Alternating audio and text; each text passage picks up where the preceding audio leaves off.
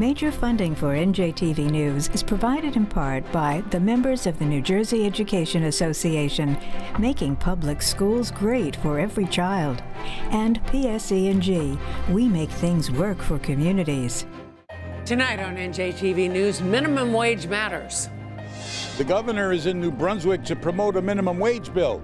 The Assembly Speaker says we're working on it. In a letter to lawmakers, the mayors of Newark, Jersey City, and Hoboken urge social justice issues to be considered in any bill legalizing marijuana. Plus, once classified documents regarding Supreme Court nominee Kavanaugh abruptly released to the public. Those stories and more next on NJTV News.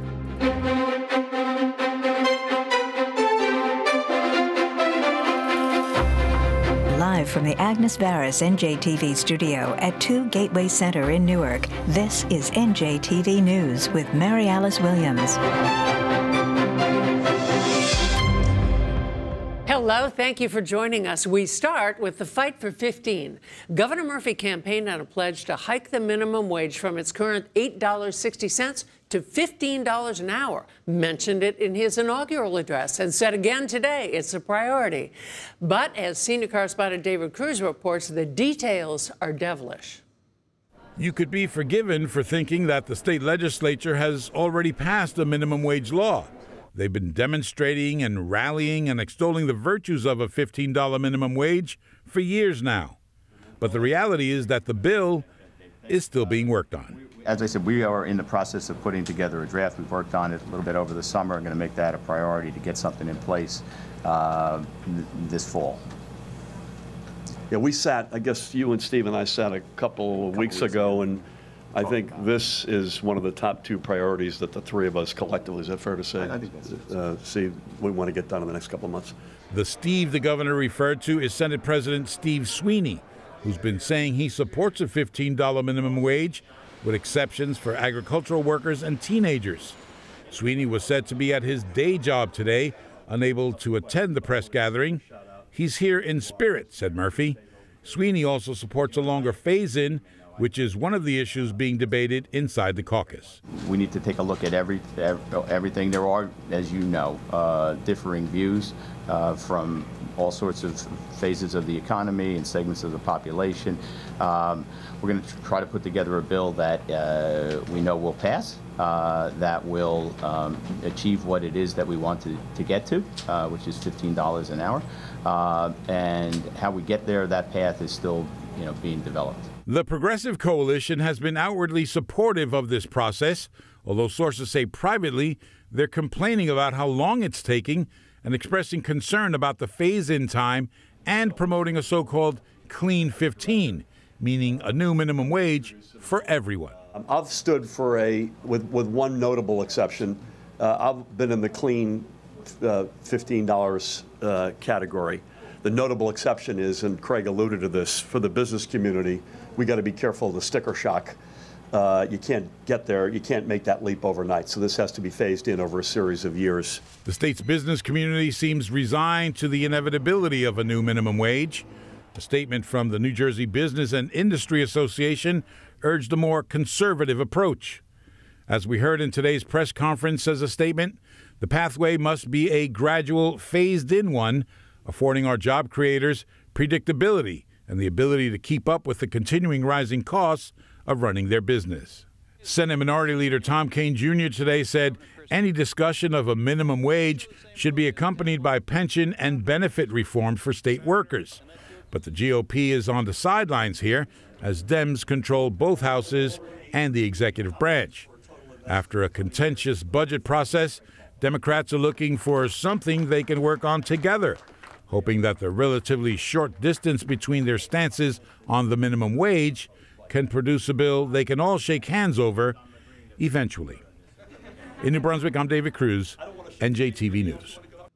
High drama at Judge Brett Kavanaugh's confirmation hearings provided by New Jersey's junior Senator Cory Booker, who said he risked being expelled from the Senate by releasing to the public documents the Judiciary Committee had classified to keep private. Joanna Gagos has been following the proceedings. Joanna? Well, late last night, Senator Booker finally got his chance to question Judge Kavanaugh. He asked the judge about his personal views on racial issues and his previous statements on affirmative action. The senator also referenced an email from 2002 that he says showed Kavanaugh was open to racial profiling by law enforcement. So it seems that you are okay with using race to single out some Americans for extra security measures because they look different, but you're not okay with using race to help promote diversity and equal opportunity and correct for past documented racial inequality. Sounds like I rejected the racial profiling idea. What's the date of the email, Senator? The date of the email is January 17th, 2002. Mm-hmm. And so have you ever suggested or expressed an openness to, even in a temporary circumstance, like this email seems to indicate, in an interim question of using racial profiling? Have you ever suggested that, sir? I'd like to see the email. I will provide the email, sir. But it sounds from what you read like I rejected the concept, but I'll look at the email. It seemed to me that you were open to the concept, sir, clearly. Now, this morning started with a heated exchange between Senate Judiciary Committee members because Senator Booker announced he would make documents available to the public that were classified as committee confidential. It was a move backed by Democrats and scorned by Republicans. I knowingly violated the rules that were put forth, and I'm told that the committee confidential rules have knowing consequences. And so, sir, I come from a long line, as all of us do as Americans, and understand what that kind of civil disobedience is, and I understand the consequences. So I am right now, before your process is finished, I'm going to release the email about racial profiling, and I understand that the penalty comes with potential ousting from the Senate. And if Senator Cornyn believes that I violated Senate rules, I openly invite and accept the consequences of my team releasing that email right now. Running for president is no excuse for violating the rules of the Senate or of the confidentiality of the documents that we are privy to. That is irresponsible and outrageous. And I hope that the senator will reconsider his decision, because no senator deserves to sit on this committee or serve in the Senate, in my view, if they decide to be a law unto themselves and willingly flout the rules of the Senate and the determination of confidentiality and classification. That is irresponsible and conduct unbecoming a senator. Then apply the rule and bring the charges. Mr. Chairman. Now, some have accused Senator Booker of theatrics, saying the documents were already cleared for the public early this morning. One such cleared email from 2003 brought a line of questioning from Senator Dianne Feinstein on Kavanaugh's position on Roe v. Wade. She quoted the senator. It is widely understood, accepted by legal scholars across the board, that Roe v. Wade and its progeny are the settled law of the land, end quote. You responded by saying, and I quote, "I'm not sure that all legal scholars refer to Roe as a settled law of the land at the Supreme Court level, since court can always overrule its precedent, and 3 current justices on the court would do so. So please, once again, tell us why you believe Roe is settled law, and if you could, do you believe it is correctly settled?" Roe v. Wade is an important precedent of the Supreme Court. It's been reaffirmed many times. It was reaffirmed in Planned Parenthood versus Casey in 1992, when the court specifically considered whether to reaffirm it or whether to overturn it. That makes Casey precedent on precedent. It's been relied on. Casey itself has been cited as authority in subsequent cases, such as Glucksberg and other cases. So that precedent on precedent is quite important. Now, Chairman Chuck Grassley could allow this hearing to continue until midnight tonight and tomorrow before a final vote. Witnesses will come in to speak on behalf of or in opposition to Kavanaugh's appointment. Mary Alice? Thanks, Joanna. Hudson County's making moves to get out of its contract with ICE. Freeholders will vote next week on a plan that would effectively end their agreement by 2020 to hold ICE detainees at the Hudson County Corrections and Rehabilitation Center in Kearney. The county is also spending more than $5 million to build a new infirmary complex there. Just last month, the mother of a Guatemalan toddler filed a claim alleging the medical care her little girl received while detained in Texas was negligent, and as a result, her 19-month-old daughter died. A vigil was held for her last night. Senior correspondent Brenda Flanagan was there. Trump, Trump, can't you see what you've done to our country? What you've done to our country. What country do we live in that a baby fleeing violence with her mother, seeking asylum in our country, that this baby ends up dead?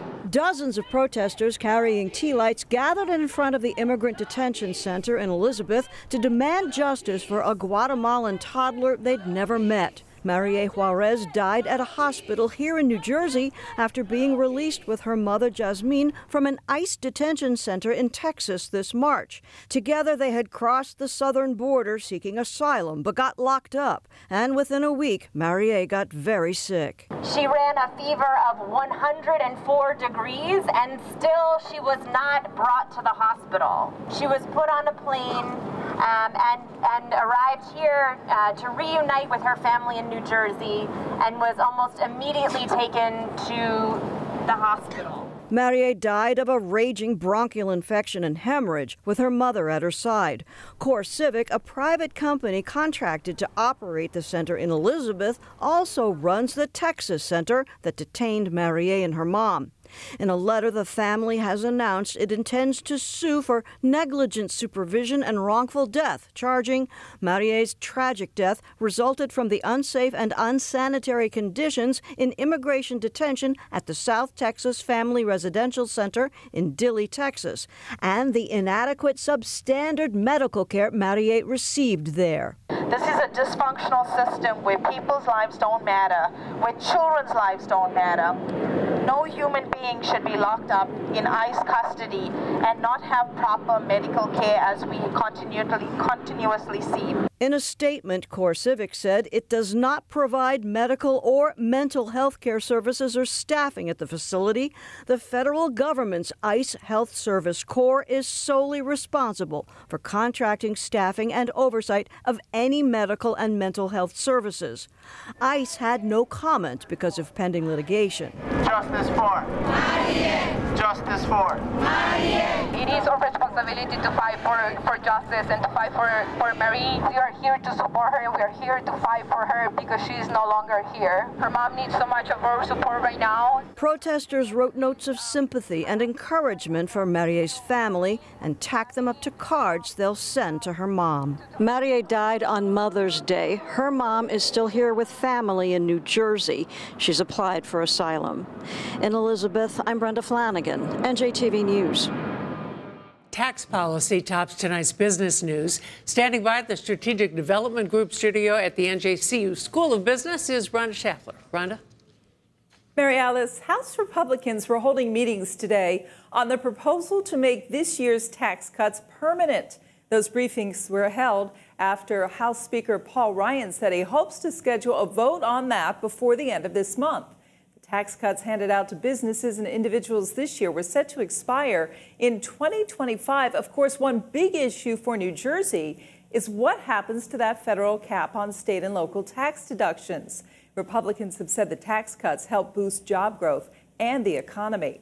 And the latest data on the economy shows the job market is healthy, but companies did slow their pace of hiring in August. Roseland-based ADP says private companies added 163,000 workers last month, with most of those new jobs created at mid-sized firms. That number marked the weakest monthly job growth since last fall, and it was below expectations.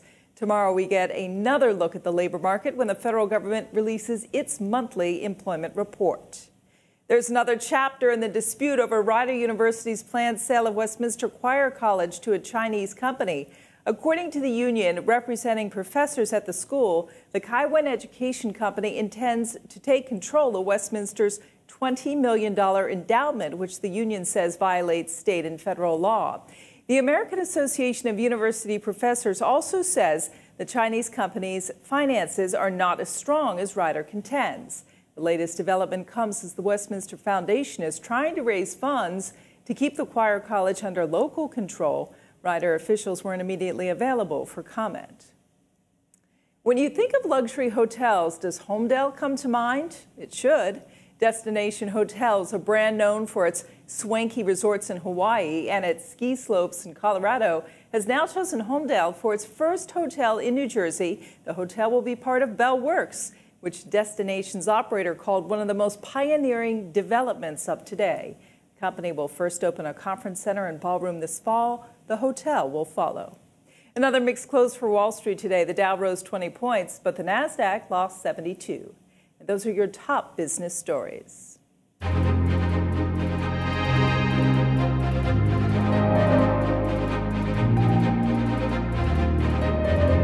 The state attorney general's office is launching an investigation into allegations of sexual abuse by clergy in the Catholic Diocese of New Jersey, as well as efforts to cover up the crimes. Following a Pennsylvania investigation that found more than 1,000 victims of Catholic priests, at least 4 of whom spent part of their ministries in New Jersey, Gerbia Graywall has appointed an experienced sex crimes prosecutor, Robert Lorino, to lead the task force and set up a toll-free hotline where victims can report sexual abuse. We reported yesterday on the deplorable conditions inside the Garden Spires, a public housing complex in Newark slated for renovation.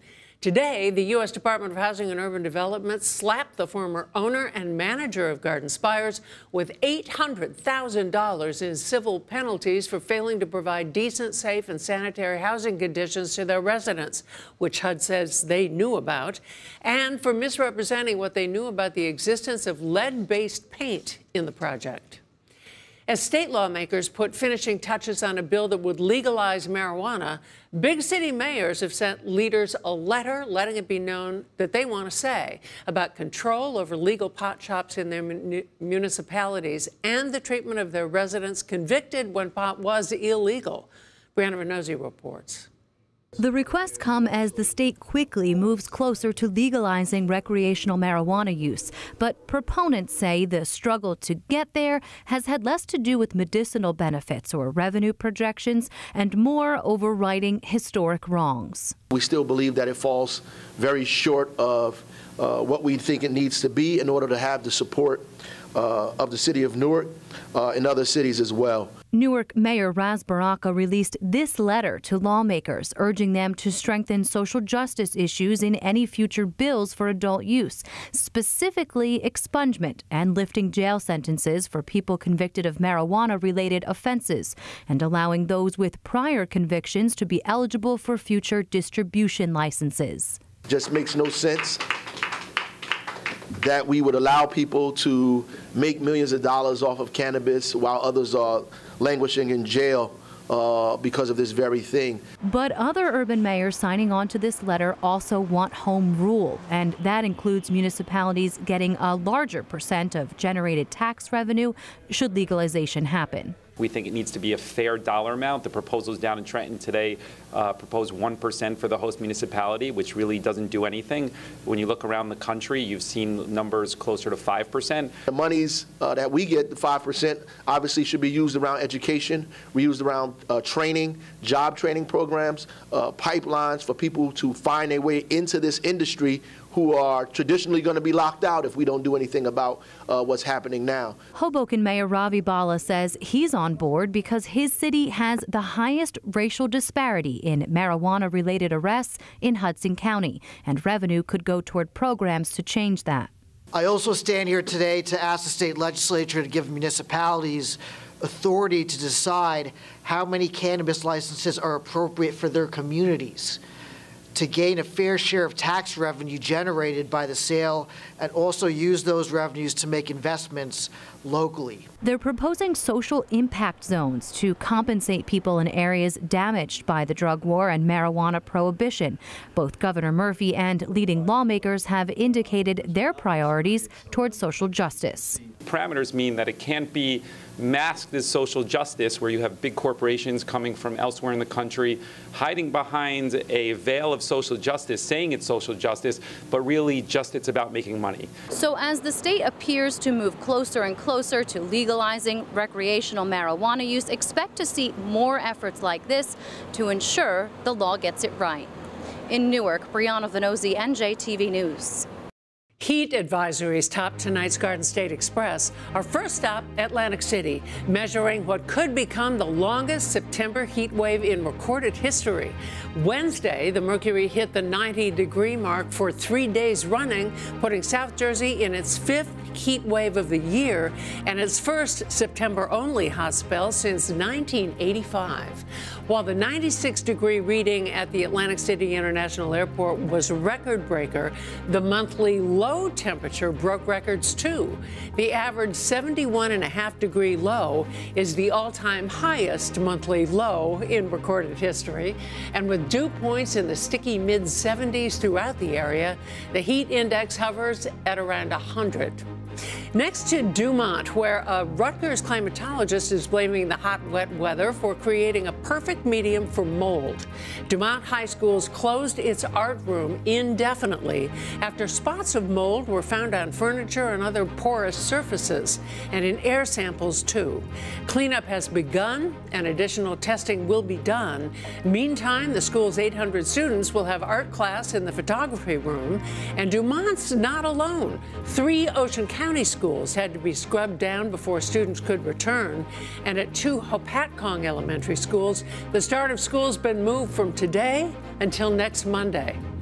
Finally, Camden celebrating the start of school by receiving shiny new backpacks for free. The backpack giveaway at H.B. Wilson Family School came courtesy of UBS Financial Services employees who consider summer their season of service. Thanks to the generosity of their volunteers and Woodland Presbyterian Church Pastor Floyd White, each of H.B. Wilson's more than 600 students were greeted with almost 2 cool for school backpacks full of school supplies. And then at 1 o'clock, the kids got early dismissal because it was too hot for school. And that's our Garden State Express for Thursday, September 6th. Something up in your neighborhood? Tip us off.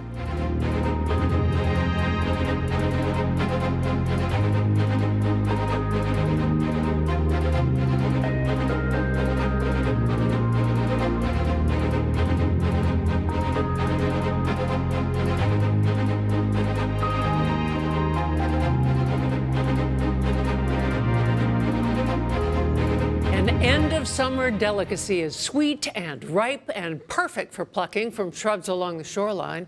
Lauren Wanko boils down a delectable product of the Garden State. It's a sweet end to the summer for these Jersey Shore residents. They're on a deadline to make hundreds of jars of beach plum jelly. People look for it. People come waiting for it. They sell it every year at the Friends of Island Beach State Park's annual Beach Plum Festival, which is scheduled for September 9th. The nonprofit raises funds for many of the park's events and conservation efforts. Island Beach State Park, it is one of the largest stretches of natural areas along the coast in New Jersey. Volunteer coordinator Stevie Thorson says one of the many treasures here is the beach plum, which thrives in the sandy soil. So beach plums are a native shrub that grows along the coast, and this is a really great spot for beach plums. It's almost like a mix between a plum and a strawberry. Volunteers usually pick the park's plums in August and purchase more from farms in Cape May if need be. Then they get to work making jelly. First, they add water to the beach plums and boil it for about 30 minutes. That mixture is poured into a cheesecloth, which is squeezed until clear juice remains. We take it. We mix it with sugar. It's all very scientifically measured out. It's a chemistry reaction, so it's not just throw some sugar, throw some juice, and then we boil it, bring it to a hard boil. They mix in a liquid fruit pectin and let that boil for another minute, then skim it and pour it into hot jars that were just in boiling water. Then it's time for the lids. After that, the volunteers patiently wait for a pop. That's what seals. They have a little a little bump in the middle, and then we'll say, we're getting popping, and it's, you know, pop, pop, pop. This season, the volunteers started making the jelly in July. They usually work a couple days a week. Last year, they made 845 jars and everything sold out. This year, they expect to have 700. The amount of jelly all depends on the amount of beach plums available each year. Some of these volunteers have been making jelly for nearly 20 years. Oh, passion comes from seeing the next generation eager to do this, you know, to learn to make this. These women are dedicated, but also take some time to sit back and simply enjoy their beach plum jelly. In Toms River, I'm Lauren Wonko, NJTV News. There's a reason New Jersey is called the Garden State. Join us September 19th when In Your Neighborhood goes to Vineland for an in-depth look into New Jersey's agriculture industry.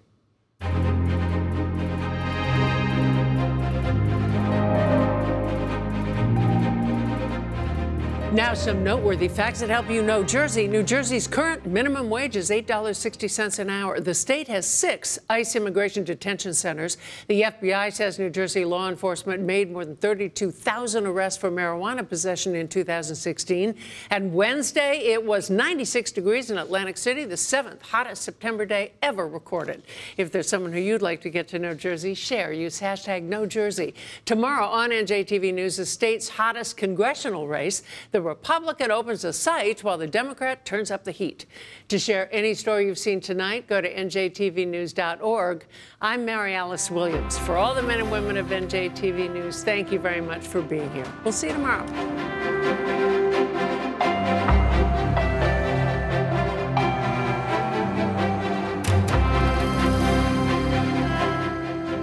RWJ Barnabas Health. Let's be healthy together. NJM Insurance Group, serving the insurance needs of New Jersey residents and businesses for more than 100 years. And Horizon Blue Cross Blue Shield of New Jersey, an independent licensee of the Blue Cross and Blue Shield Association.